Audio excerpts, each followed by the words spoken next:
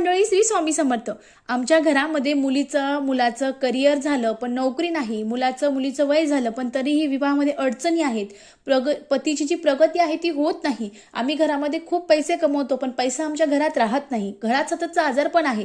अशा अनेक गोष्टी आहे. या गोष्टी जर तुमच्या जीवनात तुमच्या घरात घडत असेल तर तुम्हाला पितृदोष आहे. मग पितृदोष दूर करण्यासाठी तुम्ही जर येत्या 24 जुलै 2025 वार गुरुवार या दिवशी दीप अमावस्या आहे आणि या अमावस्येला जर अतिशय साधा आणि सोपा उपाय केला तर निश्चित तुमची यातून सुटका होणार आहे. उपाय कसा करायचा ते जाणून घेऊ. बघा मंडळी, आपल्याला अमावस्येच्या दिवशी थोडे तांदूळ घ्यायचे आहे, दूध घ्यायचं आहे, त्यात थोडी साखर घालायची आहे आणि त्याची खीर तयार करायची आहे.